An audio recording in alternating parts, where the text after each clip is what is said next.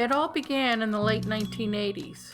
Two men, John Fighting Branch Lofton and Elias Sandy, were exploring some land that had recently been acquired by Elias. There they stumbled upon a series of tunnels that wove their way through the earth to a colossal elevator shaft. Fired with curiosity, they made several further expeditions, and in 1988 they were stunned to discover the existence of a large cavern miles beneath the New Mexico desert.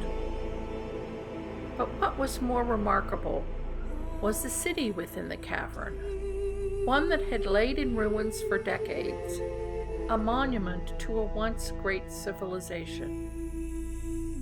Yet, this discovery was just the beginning. The true treasure was yet to be revealed.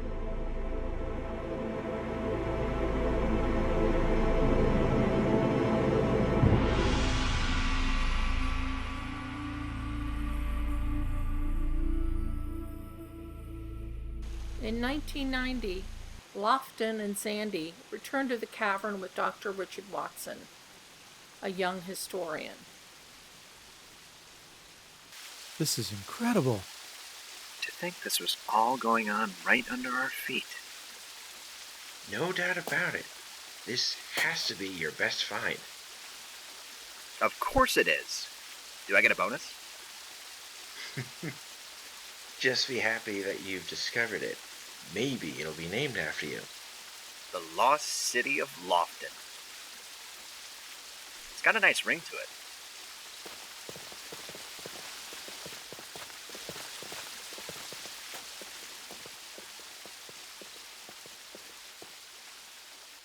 A library?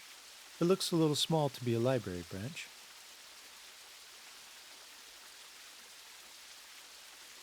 You guys, this picture, it almost looks alive. It doesn't look like a normal photo or engraving.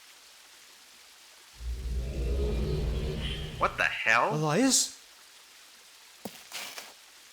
Don't touch it! For all we know, he's just been vaporized. Somehow I don't think this is a place of execution.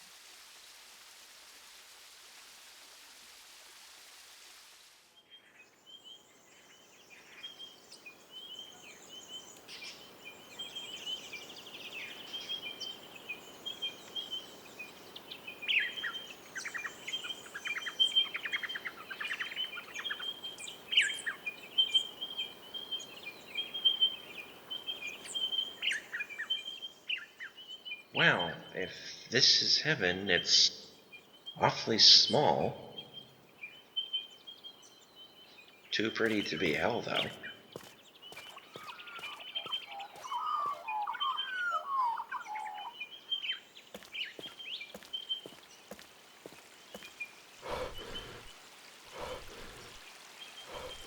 Nope. Heart rate too high to be dead. Wait. Water?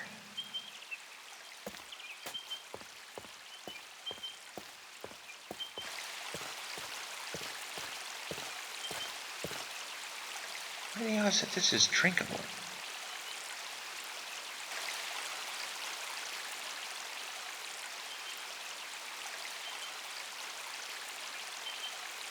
It was a book that brought me here. So if I touch this one,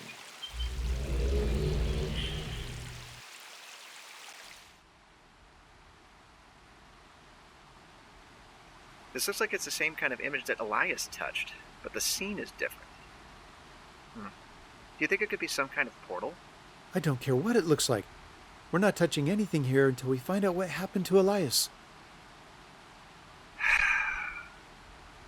So what exactly do you think we've got here? I'd say we just found the home of the most advanced civilization known to humankind.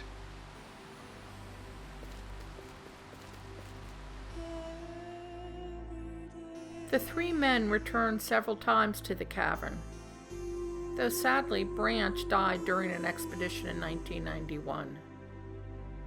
In the following year, Elias revealed his plans to restore the city. But his desire for Dunny's restoration was so all-consuming, he was taken by a heart attack in 1996. He left the land to his son Jeff and established a foundation which, under the guidance of Richard Watson, became known as the Dunny Restoration Council.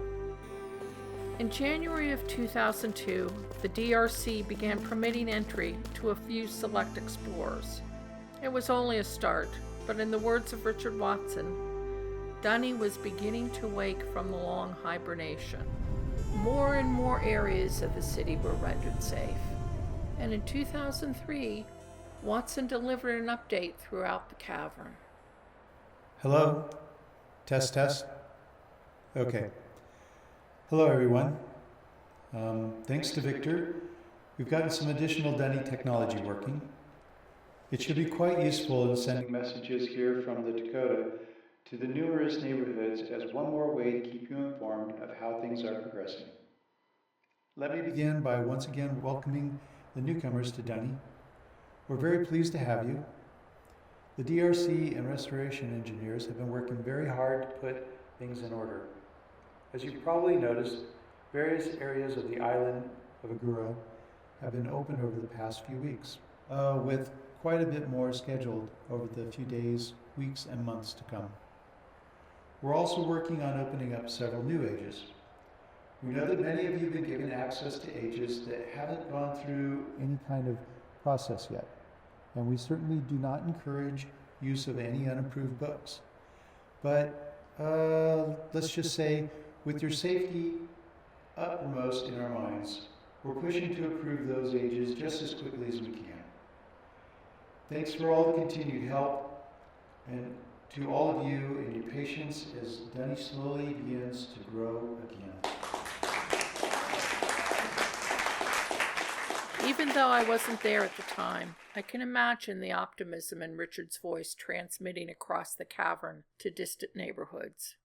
He had picked up the torch of Elias's dream. But then tragedy struck, when yet another person perished. It was too much for Watson, who left his vision behind in the hands of the remaining DRC.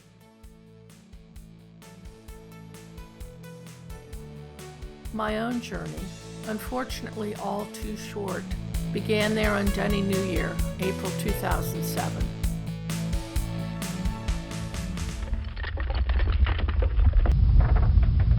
A year that would see a series of disasters, not the least of which was the upheaval caused in the cavern by the Barrow conflict.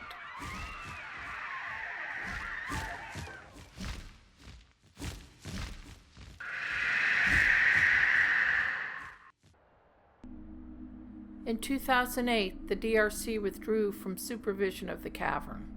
However, explorers continued to visit until instability on the surface led to the site's permanent closure in 2020.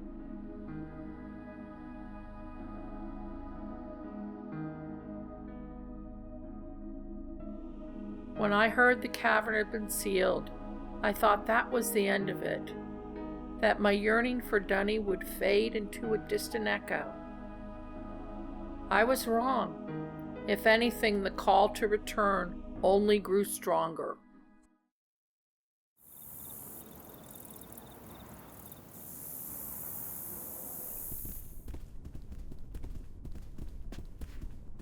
So, here we are. Nice. And it's meant to represent... An office in one of the better preserved buildings in Dunny. Ikuro Kodama. I'm here to represent the DRC. Richard? Colonel Manuel Gomez, Eddie Air Force Base Intelligence Officer. The Colonel helped us with the security for the archives. And you must be the representatives from UNESCO. Beatrice Lang. And this is my colleague, Zacharias Mazerovsky. But please, call me Sarek. That's what everyone calls me. I managed to snatch him from the LSE right after he got his master's. We're just waiting for Zandy. Did I miss anything? Watson, so you made it as well. Now that we're all here, it's nice that we can finally agree on something. The important thing is preserving the site, and we couldn't have done it without Jeff's granting the land. Things change, and it's what the old man would have wanted. Old man?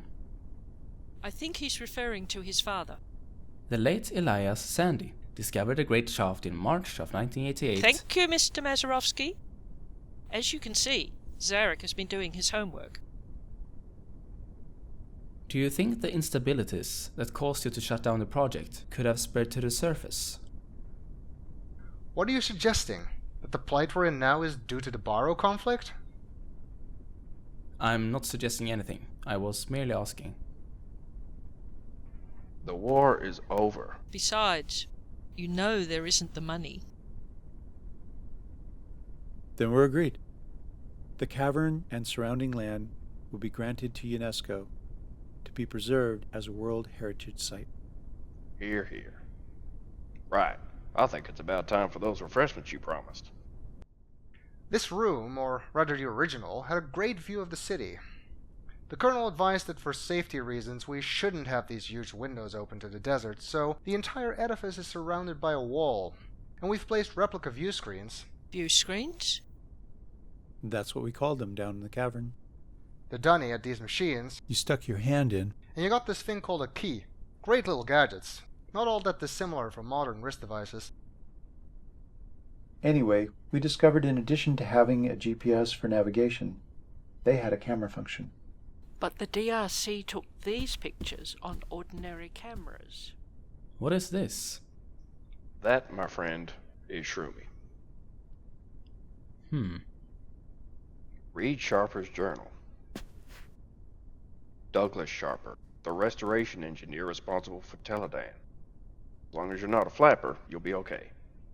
Pardon? Like I said, read the journal.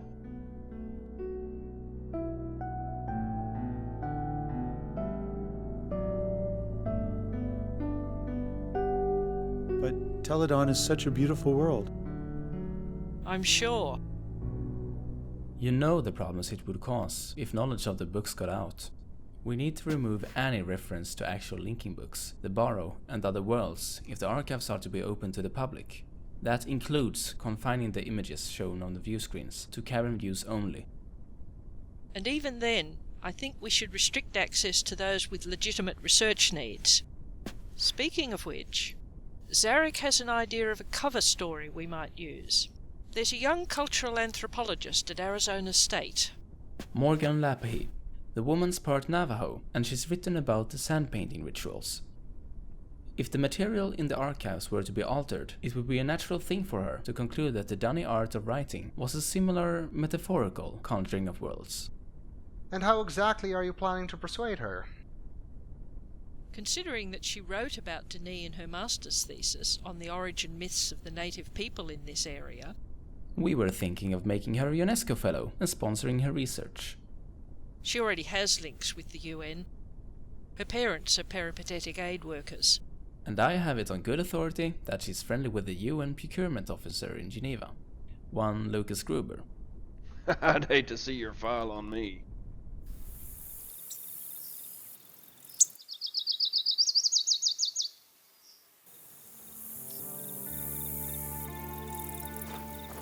Bessie's in remarkable shape for her age. Betty, No, Bessie's my trailer. you named your mobile home? I bet you named your computer after your girlfriend.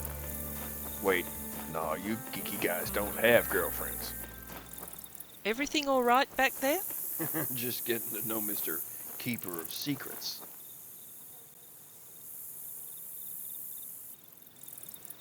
Hope neither of you are afraid of heights. I'll be just fine. Although, if I'd known there was climbing involved, I would have worn more sensible shoes.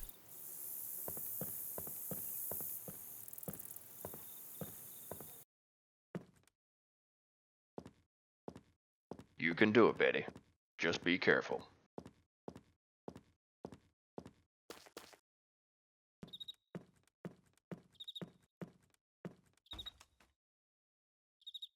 What are you doing? Thinking about her. Who? I wanted you to see this because the woman who lived here, Anna, was the first human to learn the Dunny art of writing. Interesting. I thought you'd find that intriguing. Did any of the DRC... No, because the one person who could have taught us was too preoccupied to pass it on. But did any of you ever try? They could have. I wasn't part of it, but I don't think they ever found the necessary materials. What do you mean? You don't just sit down with any old pen and paper. That one reminds me of her. Not Anna, but her great-granddaughter, Yisha. How so? I get a kind of vibe from him. The kind you get from someone who's used to taking on the weight of the world.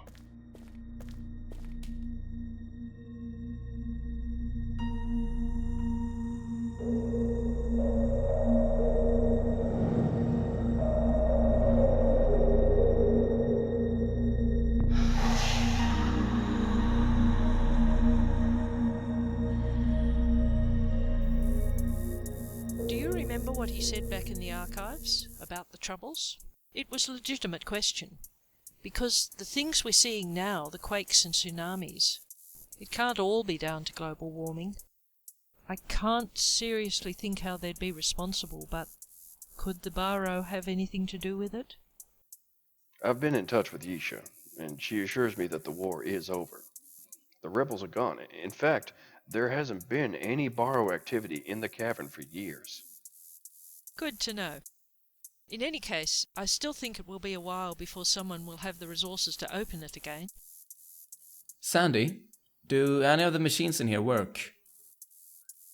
Not for years. Why?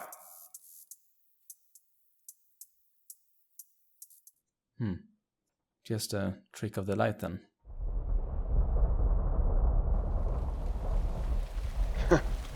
Well, Let's hope this isn't an omen.